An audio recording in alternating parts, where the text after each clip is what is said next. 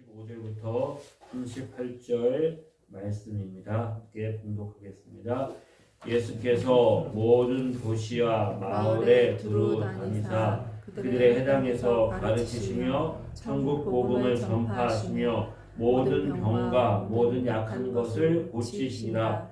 무리를 보시고 불쌍히 여기시니 이는 그들이 목자 없는 양같이 고생하며 기진하니라. 이에 제자들에게 이르시되 추수할 것은 많되 일꾼이 적으니 그러므로 추수하는 주인에게 청하여 추수할 일꾼들을 보내주소서 하라 하시니라. 네. 성탄절이 2주 남았습니다. 성탄을 준비하는 우리의 마음속에 우리를 위해 이 땅에 오신 예수 그리스도 그분에 대하여서 한번 생각하는 시간들을 가져보려고 합니다. 예수님이 모든 도시와 마을을 다니시면서 해당에서 가르치십니다. 천국 복음을 전파하십니다. 그리고 모든 병과 모든 약한 것을 고치십니다. 모든 약한 것을 고치셨다라고 표현합니다. 이 약한 것은 앞에 본문에 보니까 모든 병든 것과는 다른 것인 것이죠. 우리 육신의 질병, 육신의 연약함과 육신의 약함을 아닌 다른 약한 것을 이야기합니다. 모든 약한 것입니다. 그럼 이 약한 것이 무엇일까? 생각해 볼 수 있는 것은 우리 마음의 연약함일 것입니다. 이 땅을 살아가는 누구에게는 다 연약함이 있습니다. 특별히 사회가 급속도로 발전하고 경쟁하고 사람들이 소외되어가는 이 시대에는 육신의 질병뿐만 아니라 마음의 무거운 짐, 마음의 그런 어떤 그것이 공황장애든지 우울이든지 그런 질병들을 가지고 살아가기가 너무나 쉬운 그런 시대를 살아가고 있습니다. 우리가 약하면 어떻습니까? 소망도 없고 기대도 없게 되고 무기력에 빠지게 되고, 그래서 오늘 본문에 보면 주님이 그들을 불쌍히 여기셨는데 그들이 목자 없는 양과 같이 고생하고 기진하였다. 육신의 질병뿐만 아니라 그들 안에는 약함이 있습니다. 우리 모두에게는 다 약한 점이 있지요. 어떤 사람에게는 강한 것이 있는데 그 강한 것이 그에게 또 약점이 되기도 하지요. 그런데 주님께서 모든 약한 것을 고치셨다. 하나님 우리 약한 것을 고치기 위해 이 땅에 오셨습니다. 그럼 이 땅에 어떻게 주님이 약한 것을 고치셨을까? 성경에 보면 많은 사람들이 등장하는데 그 중에 강한 사람, 능력의 사람, 강한 사람이라고 하면 떠오를 수 있는 많은 사람들 중에 한 사람이 엘리야 선지자입니다. 그는 얼마나 강한 사람이었습니까? 열왕기상 18장에 보면 그는 갈멜산에서 바알과 아세라 선지자 850명을 모아놓고 홀로 그들과 싸워서 이긴 하나님의 사람이죠. 북이스라엘 아합 왕이 이방의 여인 시돈의 공주 이세벨을 아내로 맞이합니다. 근데 그 이세벨이 이제 시집 올 때 그냥 온 것이 아니라 바알 우상의 아세라 우상을 가지고 와서 그리고 난 다음에 우상의 신전을 세우고 도리어 하나님을 믿는 여호와 하나님을 섬기는 사람들을 핍박합니다. 바알과 아세라를 섬기는 우상을 전하기 시작합니다.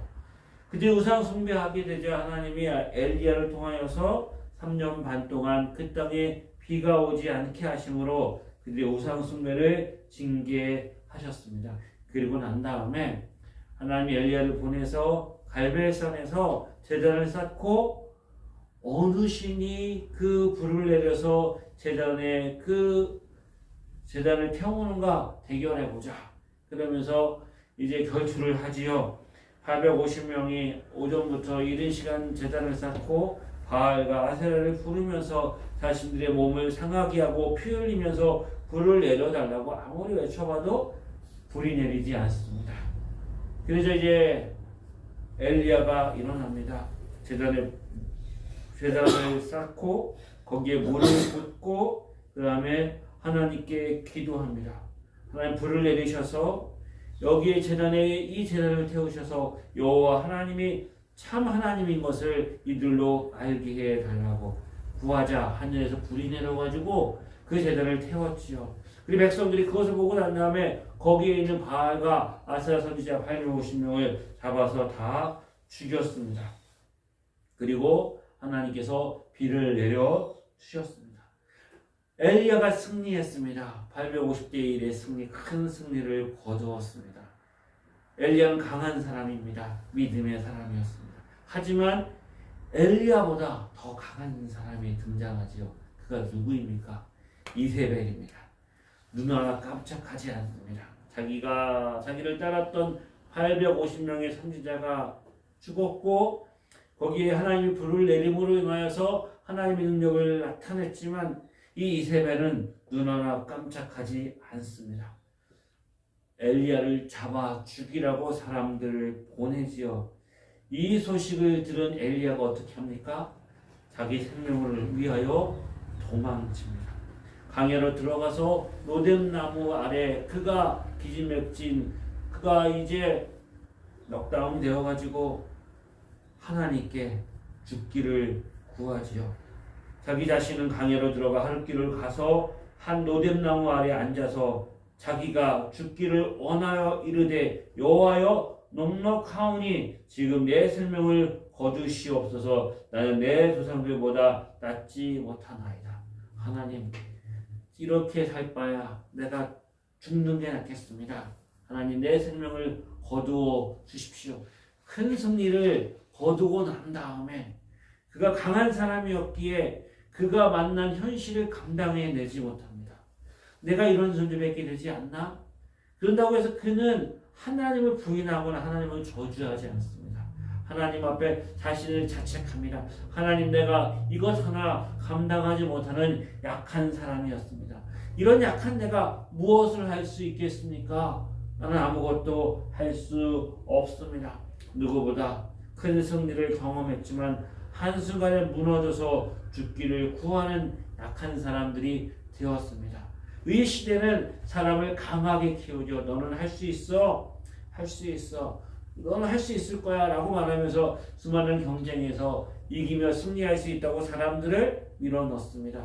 하지만 세상이 만만치 않습니다. 엘리야같이 자신의 연약함을 보게 되어주고 무너지면 자신을 감당해내지 못하지요. 인생에는 우리 연약한 것들을 세월이 흘러가면 세월에 장사가 없다고 육신이 연약하게 되어지지요. 우리의 삶에 우리가 강한 것 같지만 또 자식 이기는 부모도 없고 원수 앞에 두렵지 않은 사람은 한 사람도 없습니다. 이 땅 사람 모든 사람들에게는 약한 것이 있지요. 저에게도 약한 것이 있고 우리에게 다 약한 것이 있습니다.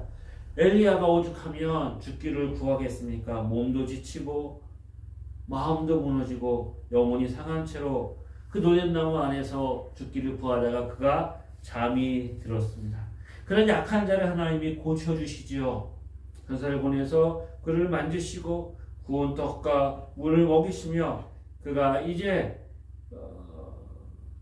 하나님 먹이십니다. 그걸 먹고 난 다음에 엘리야가 어떻게 하지요? 또 누워서 또 잠이 듭니다. 먹고 마시고 누웠다, 먹고 마시고 누웠다. 그러면서 그가 이제 그 음식을 의지하고 40주야로 걸어서 하나님의 산 호렙에 가서 하나님을 만나지요. 세미한 음성 가운데 찾아오시는 하나님을 만나고 그리고 하나님이 그를 회복시키시고 다시 사명을 주시고 그리고 하나님이 그를 병거 타고 하늘로 불러 올라가셨습니다.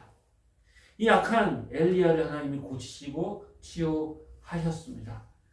성경에 보면 또 신약에서 강한 사람 그러면 누가 있을까요? 우리는 하나님의 믿음의 사람 바울을 생각할 수 있을 것입니다.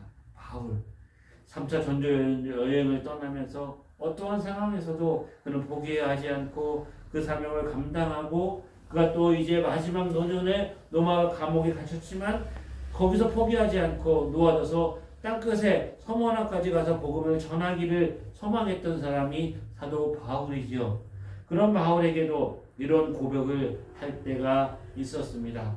약한 나를 강하게 하시는 주님이라고. 약한 나를 강하게, 약한 나를 강하게. 하나님께서 우리를 강하게 하십니다.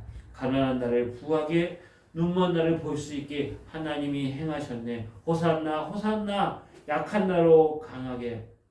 그래서 로마 감옥에 있었던 사도 바울은 이런 고백을 하지요.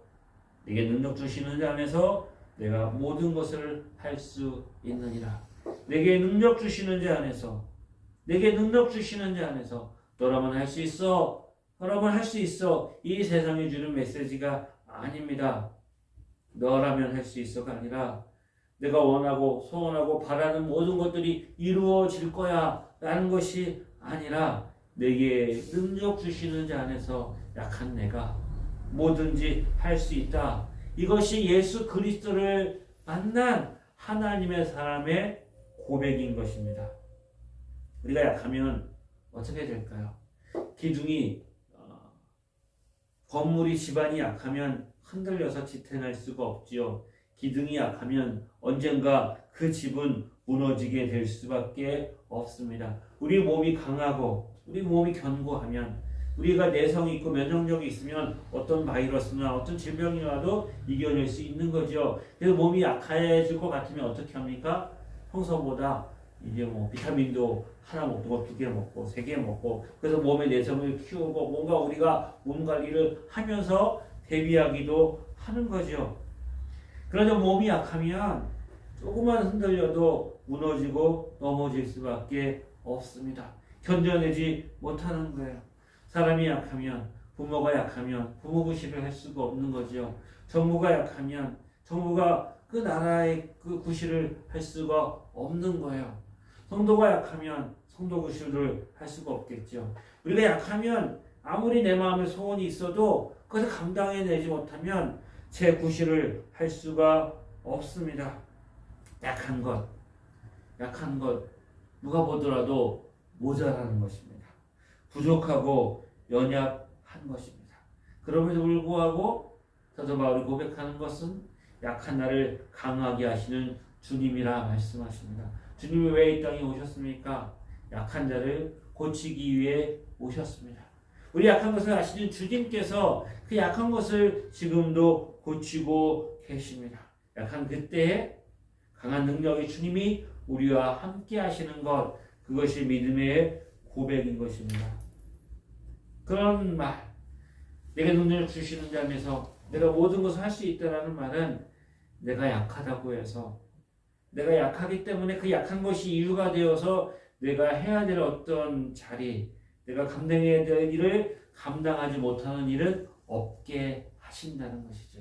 내가 어느 상황에 있다가 할지라도 내가 감옥에서 매인바되어서 내 몸도 내 모든 것들이 자유롭지 못한 상황이라 할지라도 하나님이 나와 함께 하시면 내가 능히 그 모든 일을 감당하게 하시는 주님, 그것이 사도 바울의 고백이고 오늘 예수 믿는 저와 여러분들의 고백이기를 소망합니다. 아멘. 저 여러분이 예수 그리스도 안에 있을 때에 하나님 우리 가운데 함께 하심으로 인하여서 어떤 상황도 이겨내며 견디며 승리할 수 있게 하시죠. 오늘 주님이 모든 병든자와 약한 자를 보시는 주님께서 그 무리를 바라보십니다.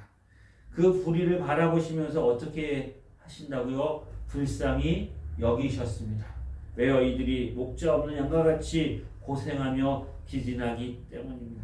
이들이 불쌍한 이유, 고생하며 기진하는 이유가 뭐라고요? 목자가 없기 때문입니다.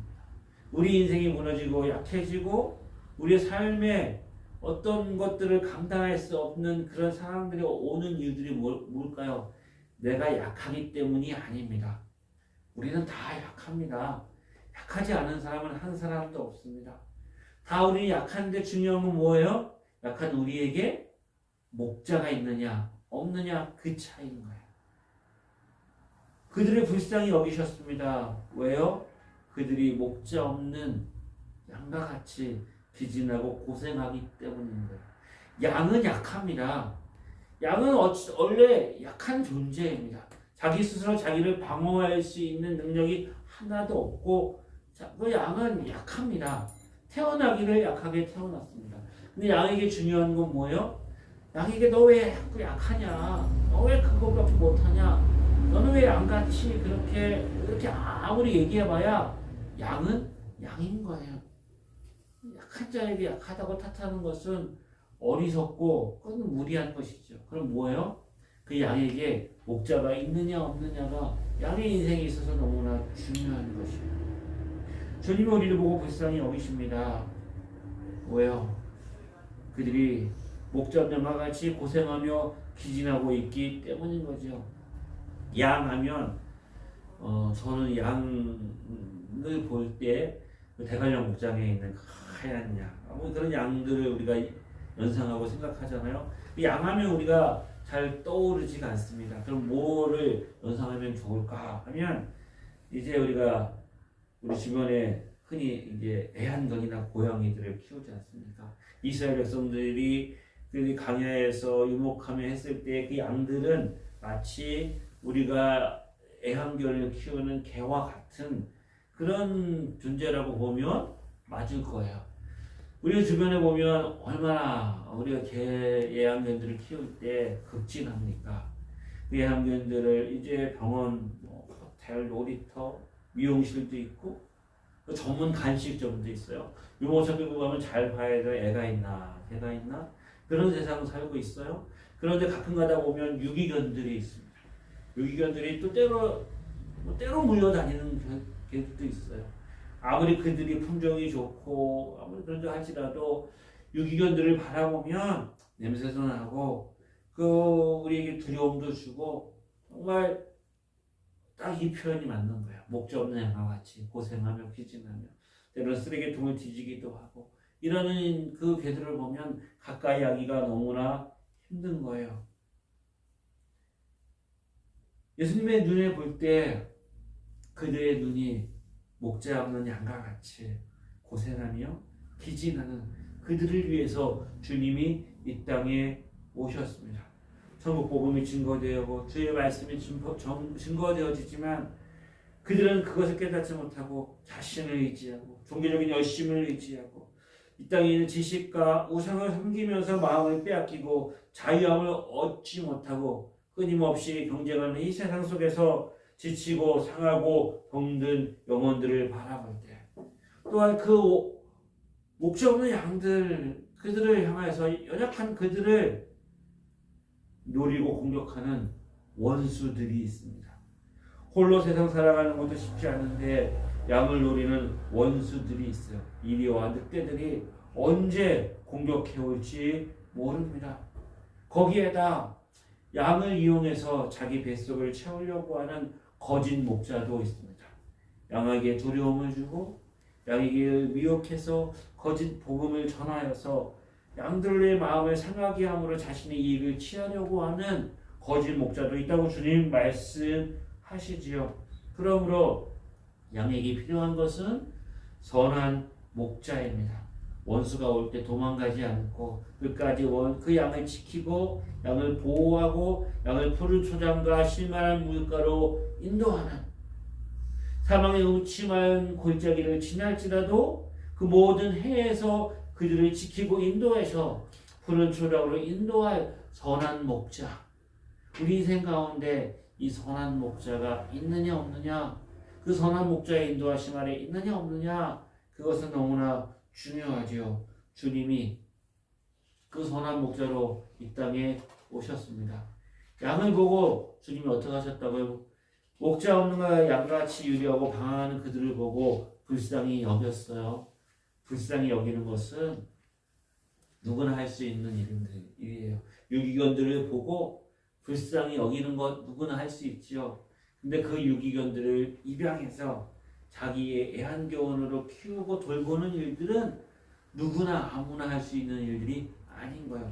자신의 시간과 공간을 내어주고 자신의 물질을 내어주고 함께하는 그 마음을 내어줌이 없이는 그렇게 할 수 없지요. 그래서 그렇게 유기견들을 데려다가 돌보고 키우는 사람들이 어떻게 보면 귀하고 대단하지요. 목자 없는 양에게 선한 목자가 되는 것은 아무나 할 수 없습니다. 이 땅에 누구도 할 수 없어요. 왜요? 우리는 다 양이기 때문입니다. 우리가 목자로서, 우리 선한 목자로서 우리 주변에 있는 사람들을 돌보고 또 그들을 치유하고 회복시키시고 이런 일들을 감당해야 하지만 우리도 다 양이에요. 부모가 아무리 강하고 힘이 있어 보여도 부모도 연약한 인생이고 사람인 거야. 이 땅에는 어느 누구도 선한 목자로서 그 모든 인생의 길들을 감당할 수 있는 사람들은 없는 거예요. 소경을 인도한다. 주님 말씀하신 것처럼 우리에게는 다 연약함이 있습니다. 그런데 우리에게 주님이 오셔서 나는 선한 목자라 말씀하십니다. 양들을 바라보면서 유리하고 방황하며 불쌍히 여기는 것으로 끝내시는 것이 아니라 주님 내가 선한 목자라 말씀하십니다. 우리는 다 양 같아서 그릇 행하여 각기 제 길로 갔거늘 여호와께서 우리 무리의 죄악을 그에게 담당시키셨도다. 모든 연약함과 모든 병든과 모든 우리가 다 양 같아서 그릇 행하여 각기 제 길로 갔어요. 뭐 때문에? 자신의 연약함 때문에, 각기 우리의 죄 때문에, 우리 죄성 때문에 우리는 다 그 길로 갔어요. 흩어지고. 그런데 어떻게 하셨다고요? 여호와께서 우리 무리의 죄악을 우리를 위해 땅에 오신 예수 그리스도에게 맡기셨어요. 담당시키셨어요. 그래서 주님이 선한 목자이십니다. 우리가 모두 기르는 양, 목자 없는 양과 같이 하나님의 품을 떠났습니다. 이 땅에 살아가는 저와 여러분에게 예수님이 필요한 이유, 예수님이 이 땅에 오셔서 천국 복음을 전하신 그 이유, 뭐 때문이라고요? 우리의 죄 때문입니다. 죄로 인해 타락한 영혼들에게 주어진 것이 우리 연약함이라면 우리를 불쌍히 여기신 주님께서 우리를 위해 이 땅에 오셔서 십자가를 지심으로 말미암아 우리의 선한 목자가 되셨습니다. 요한복음 10장에 주님이 이렇게 말씀하시지요. 나는 양의 문이라. 나보다 먼저 온 자는 다 절도요 강도이니 양이 듣지 아니하였느니라. 내가 문이니 누구든지 나로 말미암아 들어가면 구원을 얻고 또 들어가고 나오면서 꼴을 얻으리라. 도적이 온 것은 도적질하고 죽이고 멸망시키려는 것뿐이요 내가 온 것은 양으로 생명을 얻고 더 풍성히 얻게 하려 함이라. 나는 선한 목자라. 선한 목자는 양들을 위하여 목숨을 버리거니와. 주님이 이 땅에 오셨습니다. 선한 목자로. 그리고 우리를 위해서 자신을 내어주심으로 우리의 죄를 담당하셨고 이제 성령님을 보내주셔서 세상 끝나는 그날까지 우리를 천국 가는 그 길로 우리를 인도하시는 선한 목자가 계십니다. 주님이 우리 연약함을 고치십니다. 우리 안에 연약함이 있습니다. 육신의 질병뿐만 아니라 우리 마음에도 무거운 짐들이 있습니다. 우리가 감당해야 될 짐들이 있습니다. 부모로서 또 우리 사회의 어떤 역할을 한 성도로서 또 목사로서 교회로서 또 우리 인생 가운데 주어지는 짐들, 수고하고 무거운 짐들, 우리가 감당할 수 있는 짐들이 아닙니다. 주님 말씀하셨지요. 수고하고 무거운 짐진 자들아 다 내게로 오라. 내가 너희를 쉬게 하리라. 주님 우리를 초청하고 부르십니다. 선한 목자가 되셔서 우리로 하여금 생명을 얻게 할 뿐만 아니라 더 풍성하게 얻게 하시는 주님, 들어가며 나가며 꼴을 얻는 생명을 얻게 하시는 주님이 우리와 함께 하십니다. 그러나 주님이 제자들에게 이렇게 말씀을 하시지요. 오늘 본문에 보면 이 제자들에게 이르시되 추수할 것은 많되 일꾼은 적으니 그러므로 추수하는 주인에게 청하여 추수할 일꾼을 보내주소서 하라 하시니라. 추수할 것이 많습니다. 이 말이 뭐예요? 이 땅에는 병들고 상한 영혼들이 많다는 거죠. 그죠? 추수할 것은 너무나 많습니다. 그걸 누가 아셔요? 주님이 아시겠죠. 하나님이 아세요. 그 일을 위해서 예수님이 이 땅에 보내셨습니다. 선한 목자로 우리를 위해서 자신을 내어주심으로 구원을 이루셨습니다. 그런데 주님께서 그 제자들에게 기도하라고 말씀해요. 뭘 위해서? 추수할 이 주인에게 청하여서 추수할 일꾼을 보내주소서라고 기도하라고 말씀하시는 거예요. 그 주인이 봤을 때 추수할 게 많으면 그냥 일꾼들을 보내시면 되잖아요. 보내셔서 추수하면 되잖아요. 추수하면 되는데 왜 그들에게 하나님 아버지 앞에 주님 이 땅에 추수할 일꾼들이 많은데 추수할 것이 많은데 추수할 일꾼들이 너무나 적습니다. 그 일꾼을 보내달라고 기도하라고 말씀하셨을까요? 아니 이렇게 말씀하실 수 있어요. 이사야가 말씀한 것처럼 나를 보내셔서 너희가 가라. 너희가 가서 이 땅에 추수할 일꾼들이 많으니까 추수할 것들이 많으니까 가서 빨리 추수해라 라고 그들에게 사명을 주고 그들에게 격려하고 나가라 말씀하실 수 있잖아요. 제자들이니까. 그런데 제자들에게 그 사명을 감당할 부름받은 제자들에게 거기에서 그치지 않고 추수할 일꾼들이 적으니까 주님 추수할 일꾼을 보내달라고 기도하라고 말씀하세요. 저와 여러분들이 이 땅에 주님이 보내심을 받은 것처럼 보내심을 받았어요.